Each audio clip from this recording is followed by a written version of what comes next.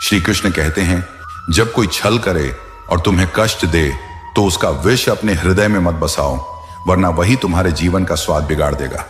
क्षमा वह अग्नि है जो छल और पीड़ा के बीज को जलाकर नष्ट कर देती है।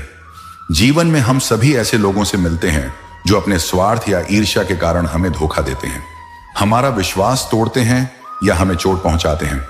जब ऐसा होता है तो स्वाभाविक है कि मन में गुस्सा, दुख और बदले की भावना उठे। हम बार बार सोचते रहते हैं कि किसी ने हमारे साथ ऐसा क्यों किया, और यही सोच हमें भीतर से जलाने लगती है। ये जलन किसी और को नहीं बल्कि हमें ही धीरे धीरे कमजोर करने लगती है।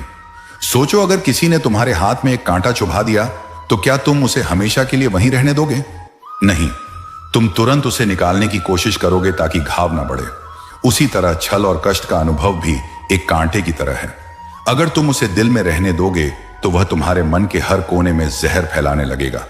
यह जहर तुम्हारी मुस्कान, तुम्हारा चयन और तुम्हारे जीवन की मिठास छीन लेगा। लेकिन अगर तुम क्षमा का मार्ग अपनाते हो तो यह क्षमा उस अग्नि की तरह है जो इन नकारात्मक भावनाओं के बीज को जला देती है। क्षमा का अर्थ यह नहीं कि तुम जो हुआ उसे सही मान लो या उस व्यक्ति को दोबारा अपने जीवन में जगह दे दो। क्षमा का असली अर्थ है अपने मन को इस बोझ से मुक्त कर देना।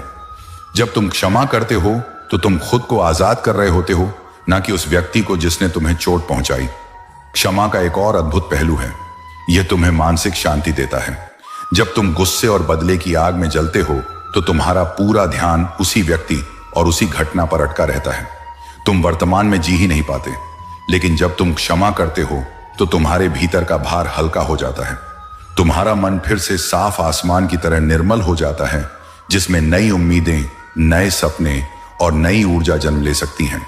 इतिहास और जीवन के कई उदाहरण हमें यह सिखाते हैं कि जिन्होंने क्षमा का मार्ग अपनाया, उन्होंने न केवल अपने मन को बचाया बल्कि अपनी आत्मा को भी ऊंचाई दी। जब कोई तुम्हें छल करे तो याद रखो, तुम यह तय कर सकते हो कि उसका जहर अपने भीतर रखना है या उसे क्षमा की अग्नि में जलाकर मुक्त हो जाना है। जीवन छोटा है, इसे कड़वाहट में बिताने की बजाय मिठास में बिताना ही सच्ची जीत है। श्री कृष्ण कहते हैं, सत्य का मार्ग कठिन हो सकता है, लेकिन यही वह मार्ग है जो अंत में तुम्हें मुक्त करता है। झूठ के सहारे जीतने वाले की जीत केवल दिखावा होती है। इस बात को समझने के लिए हमें जीवन की उस सच्चाई को देखना होगा जिसे अक्सर लोग अनदेखा कर देते हैं।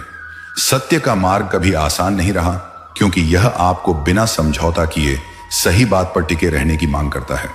इसका मतलब है कि कई बार आपको अपनी सुविधा, अपने लाभ